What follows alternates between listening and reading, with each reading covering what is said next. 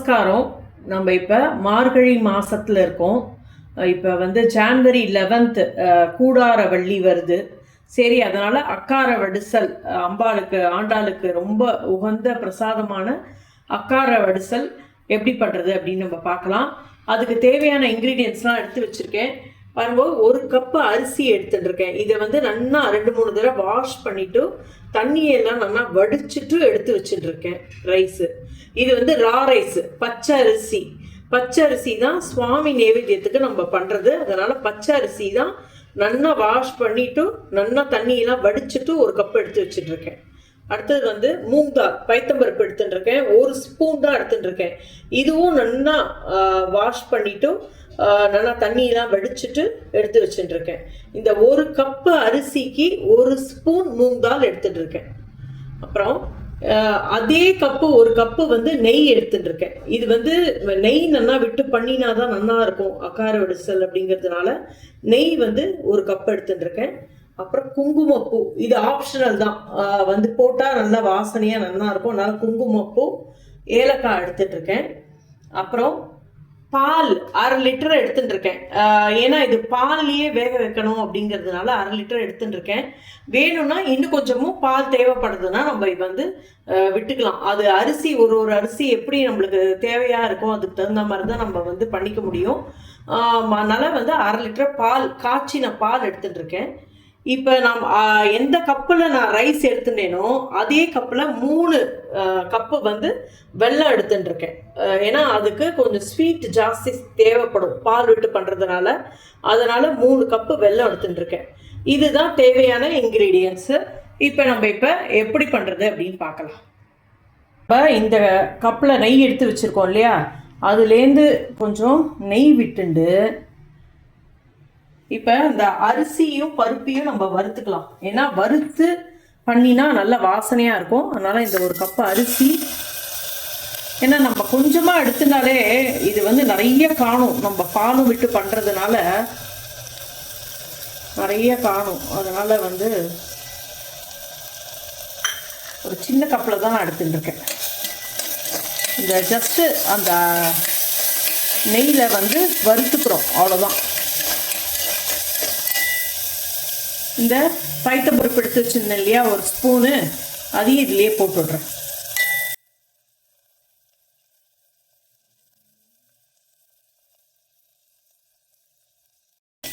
இது இப்போ வந்து கலைஞ்சிட்டதுனால டைரெக்டாக நம்ம லைட்டாக வறுத்துன்ட்டு அப்படியே பண்ணிடலாம். வந்து இது வெங்கல பானையில் வச்சா நல்லா வாசனையாக இருக்கும். அப்படியே சுவாமிக்கும் பிரசாதமாக வச்சுடலாம் நம்ம. இது வந்து சீக்கிரமாக வேகவும் வெந்து போயிடும். நம்ம வந்து குக்கர்லலாம் வைக்கிறத விட இது நல்ல சீக்கிரம் வெந்தும் போயிடும். இப்போ பாருங்க, லைட்டாக வறுப்பட்டு எடுத்து அப்படியே செவக்க வறுக்கணும்லாம் கிடையாது, லைட்டாக வறுத்தா போதும். உங்களுக்கு அந்த நெய்யில் வந்து எல்லாம் நல்லா கோட்டாகி ஒரு சூடு வரணும், அவ்வளோதான். இப்போ நான் வந்து இந்த பாலை ஆட் பண்ணிக்கிறேன். நம்ம 1/2 லிட்டர் பால் எடுத்து வச்சிருந்தோம் இல்லையா, அதை கொஞ்சம் கொஞ்சமாக நம்ம இதில் விட்டு அரிசியை நம்ம வந்து நல்லா வேக விட்டு எடுத்துட்டோம். இது கூடார வள்ளிக்கு ஆண்டாளுக்கும் ரங்கநாதருக்கும் இந்த பிரசாதம் பண்ணுறது ரொம்ப ரொம்ப விசேஷம். ஸ்ரீவில்லிபுத்தூர் ஆண்டாளுக்கு வந்து ரொம்ப உகந்த பிரசாதம். அங்கே வந்து அந்த அக்கார வடிசல் பிரசாதம் வந்து எங்களுக்கு கிடச்சிது. அது வந்து அந்த பிரசாதம்னா அது வந்து சொல்லவே முடியாது வார்த்தைகளில். வந்து அப்படி இருந்தது. அதோட டேஸ்ட்டும் சரி, அந்த ஆண்டாள்கிட்டேருந்து வந்ததுனாலேயோ என்னவோ அது வந்து அவ்வளோ ஒரு நன்னா இருந்தது. நம்மளும் ஆண்டாளை வேண்டிண்டு ரங்கநாதரையும் வேண்டிண்டு இது நன்னா வரணும் சுவாமி நைவேத்தியத்துக்கு அப்படின்னு சொல்லிட்டு நம்ம பண்ணலாம். இப்போ நம்ம இந்த வெல்லத்தையும் நல்லா கரைச்சிண்டு, பாகுன்னு இல்லை, வெல்லத்தை வந்து நல்லா ஜலத்தை விட்டுண்டு கரைச்சிண்டு வடிகட்டி நம்ம ஆற வச்சு எடுத்து வச்சுட்டோம்னா நம்ம இந்த வந்து சாதம் நல்லா குழஞ்சு வெந்ததுக்கப்புறம் இதை போடுறதுக்கு சரியாக இருக்கும்.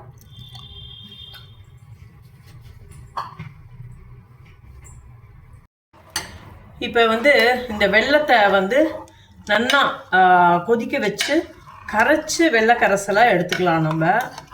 அதாவது அக்காரை வடிசல் அப்படின்னா, அக்காரைனா ஸ்வீட்டு, பாலில் ஸ்வீட் போட்டு பண்ணி ரங்கனுக்கு நைவேத்தியம் பண்ணுறது தான் அக்கார வடிசல் அப்படின்னு சொல்லிட்டு நம்ம சொல்கிறோம். நம்ம அன்னைக்கு வந்து 27வது பாசுரம் அக்காரை வெல்லும் சீர் கோவிந்தா அப்படிங்கிற பாசுரத்துக்காக நம்ம இந்த நைவேத்தியத்தை அன்னைக்கு பண்ணி சுவாமிக்கு நைவேத்தியம் பண்ணினா ரொம்ப ரொம்ப விசேஷம்.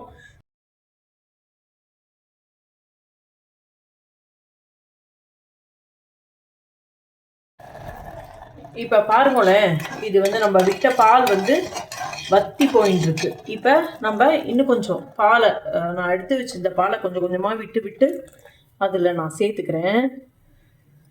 ஏன்னா ஒரே தெரியா விட்டாலும் பொங்கி வழிஞ்சு போயிடும். அதனால நம்ம கொஞ்சம் பக்கத்துலேயே இருந்து தான் இது வந்து வேக விடணும்.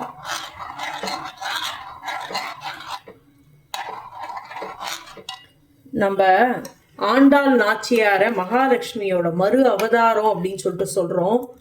இது கூடாரவள்ளியே நம்ம ரொம்ப விசேஷமாக கொண்டாடுறோம்னா, இந்த கல்யாணத்துக்காக காத்துட்டு இருக்கிறவா, பொண்ணாக இருந்தாலும் சரி, பிள்ளையாக இருந்தாலும் சரி, மற்றது எது வேணும்னாலும் வந்து நம்ம வேண்டிட்டு அன்னைக்கு விரதம் இருந்து நம்ம இந்த பிரசாத நைவேத்தியம் பண்ணால் ரொம்ப ரொம்ப விசேஷம். ஆண்டாள் நாச்சியார் வந்து ரங்கநாதனோட திருவடிகளில் சேர்ந்த நாளும் இதுதான், ரங்கநாதனோட ஐக்கியமான நாளும் இதுதான். அதனால தான் நம்ம வந்து இது ரொம்ப ஸ்பெஷலாக சிறப்பாக கொண்டாடுறோம். நம்ம இதை கொஞ்சம் கொஞ்சமாக கொதிக்க வச்சு நல்லா குழைய வேக வச்சு நம்ம எடுத்துக்கலாம். இப்போ வெல்லம் வந்து நல்லா கரைச்சி எடுத்துனாச்சு. இது வந்து இந்த ஸ்டேஜில் இருந்தால் போகிறோம். நம்ம வந்து ரொம்ப வந்து பாகு மாதிரி காய்ச்சிக்கணும்லாம் இல்லை, ஜஸ்ட்டு கரையணும் வெல்லம், அவ்வளோதான். பாருங்க, இது நம்ம கலரி விட்டுருக்கணும். ஏன்னா வந்து ஒத்தாப்பில் அது வேகணும் இல்லையா, அந்த பால்லையே அந்த சாதம் கொதிச்சு வேகணும்.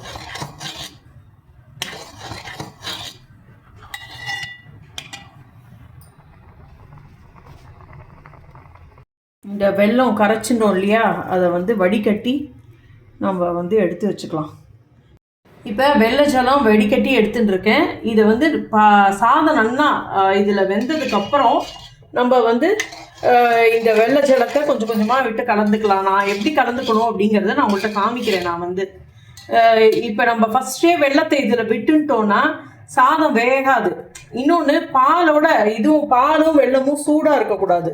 அதனால் கொஞ்சம் வெள்ளை ஜலம் ஆறினா தான் இதில் சேர்க்க முடியும். இது நல்லா குழைய வேகட்டும், அதுக்கப்புறம் நம்ம வெள்ளை ஜலம் சேர்த்துக்கலாம். இந்த பால் குறைய நான் கொஞ்சம் கொஞ்சமாக பால் விட்டு அதில் சேர்த்துக்கிறேன்.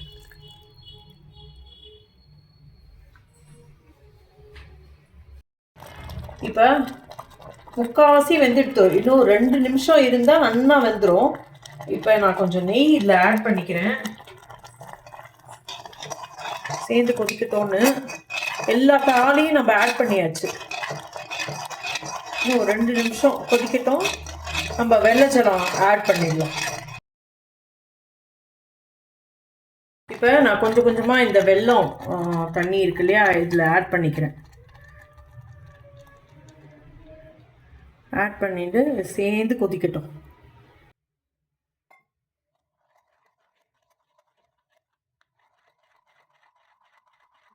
இது சேர்ந்து கொதிச்சு கொஞ்சம் கெட்டியாகணும்.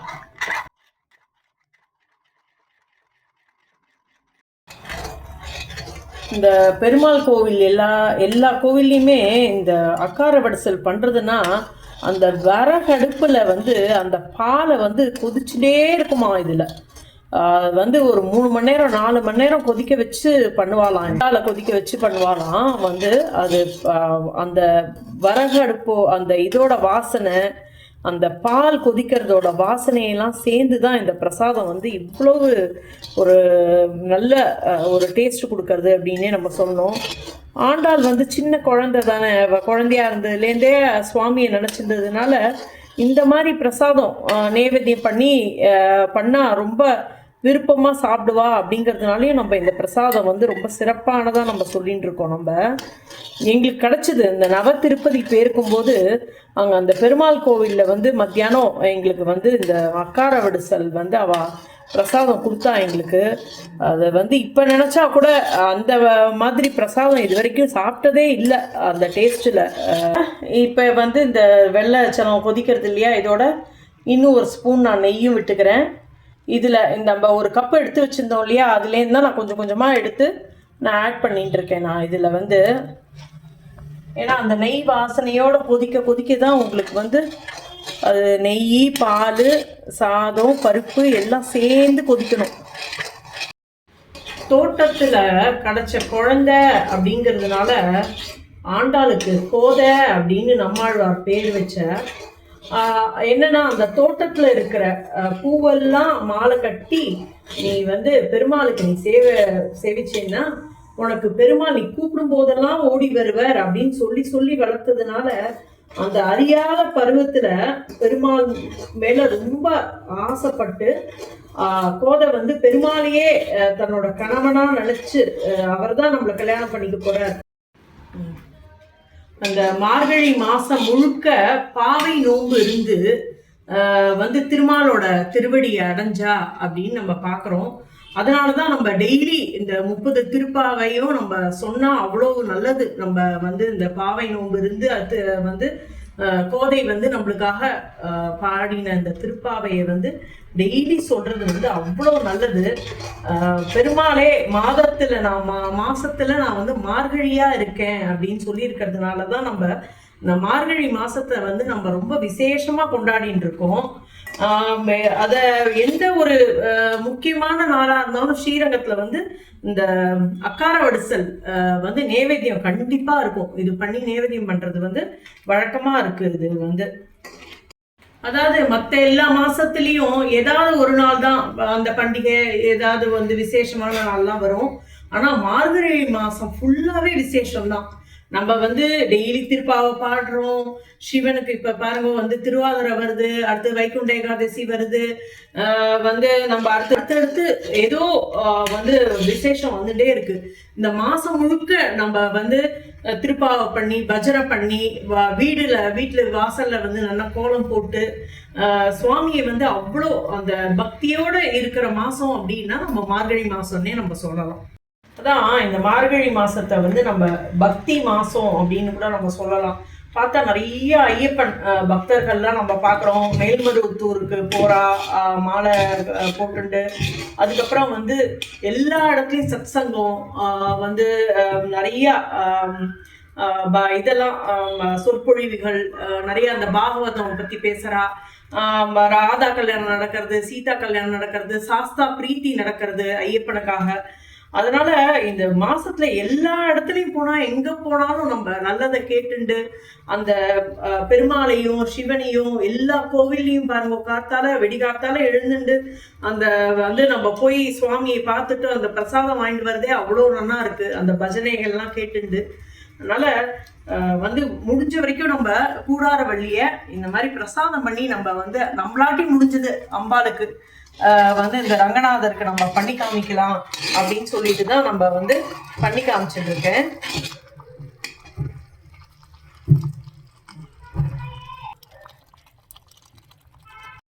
கொஞ்சம் கொஞ்சமா இந்த நெய்யை வந்து நான் இதில் சேர்த்துட்டு இருக்கேன்.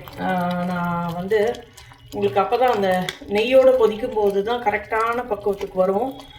இது பொங்கலுக்கும் அக்கார வடிசலுக்கும் என்ன வித்தியாசம் அப்படின்னா, இதுவும் அரிசி தான் அதுவும் அரிசி தான். பைத்தம்பருப்பு அதுலேயும் கொஞ்சம் போடுறோம், இதுலேயும் கொஞ்சம் போடுறோம். இது என்னன்னா பால்லையே வேக வைக்கிறோம். பொங்கலுக்கு வந்து நம்ம சக்கரை பொங்கலுக்கு ரொம்ப பால்லாம் விட மாட்டோம், வெல்லம் தான் நல்லா பால் வச்சு விடுவோம். ஒரே ஒரு கரண்டி அன்னைக்கு பொங்கல் போது பொங்கி வரணுங்கிறதுனால வேணா நம்ம பால் விடுவோமே தவிர இந்த அளவுக்கு பால் விட மாட்டோம். பாருங்க, இந்த பால் விட்டு நம்ம கொதிக்க வைக்கிறதுனால அது என்னன்னா நம்ம கலரி கொடுக்கணும், இல்லைன்னா அடியில போய் உக்காந்துன்றோம், அடி பிடிச்சிரும். அதுக்காக தான் கொஞ்சம் அடிகனமான வெங்கலப்பானையில முடியலன்னா நீங்க அடிகனமான ஒரு பாத்திரத்துல எடுத்து கலரினாதான் உங்களுக்கு வந்து அடி குடிக்காம இருக்கும், கலரத்துக்கும் சௌரியமா இருக்கும். இது மாதிரி இந்த மாதிரி என்ன பபிள்ஸ் வந்து தான் அது வந்து நல்லா கொதிச்சு சுண்டி வரும். இப்போ நல்லா கெட்டியாக ஆரம்பிச்சுடுத்து. இப்போ இந்த ஸ்டேஜில் நான் இன்னும் கொஞ்சம் நெய்யை விட்டுக்கிறேன். முந்திரி பருப்பு திராட்சை வறுக்கிறதுக்காக கொஞ்சம் நெய் வச்சுட்டு இருக்கேன். விட்டுட்டு இந்த ஏலக்காய், இது குங்குமப்பூ வாசனையாக இருக்கும். நீங்கள் பச்சை கற்பூரம் போடுவேன்னா பச்சை கற்பூரம், ஜாதிக்காய் அதெல்லாமும் போட்டாலும் ரொம்ப நல்லா இருக்கும். எது இருக்கோ உங்களுக்கு எந்த வாசனை பிடிக்குமோ உங்களுக்கு போடணும்னு இருக்கோ அதுவும் ரொம்ப நல்லா இருக்கும், போடலாம் அது. இப்போ நான் இந்த ஸ்டேஜில் வந்து நல்லா கலரி கொடுத்துட்டு நான் ஆஃப் பண்ணிக்கிறேன். ஆஃப் பண்ணிட்டு முந்திரி பருப்பு திராட்சை எல்லாம் நம்ம வறுத்து இதில் விட்டுக்கணும். இப்போ முந்திரி பருப்பு திராட்சை எல்லாம் வறுத்துக்கலாம். நெய் விட்டுக்கலாம்.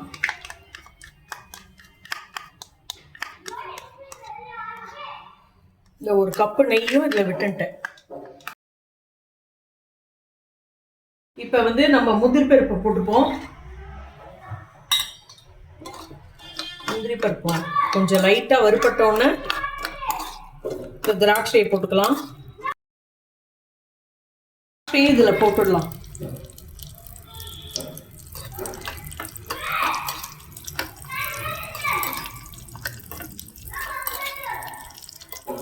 கொஞ்சம் வறுபட்டோன்னே நம்ம அக்கார வடிசல்ல விட்டுட வேண்டியதான், கொட்டிட வேண்டியதான். இப்போ அக்கார வடிசல்ல முந்திரி பருப்பு திராட்சை பாதாம் பருப்பு இருந்தால் பாதாம் பருப்பு வேணாலும் நீங்கள் போட்டுக்கோங்க.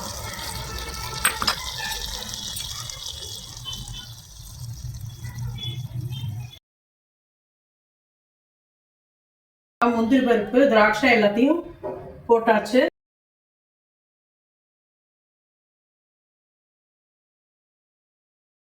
கூடாரவள்ளிக்கு அக்கார வடிசல் எப்படி பண்ணுறது அப்படின்னு பண்ணி காமிச்சிருக்கேன். உங்களுக்குலாம் ஈஸியாக இருக்கும் அப்படின்னு நினைக்கிறேன். எல்லாரும் பண்ணி பார்த்துட்டு எப்படி இருந்ததுன்னு சொல்லுங்க. உங்கள் ஃபீட்பேக்கை வந்து கமெண்ட்ஸில் போடுங்க. தேங்க்யூ.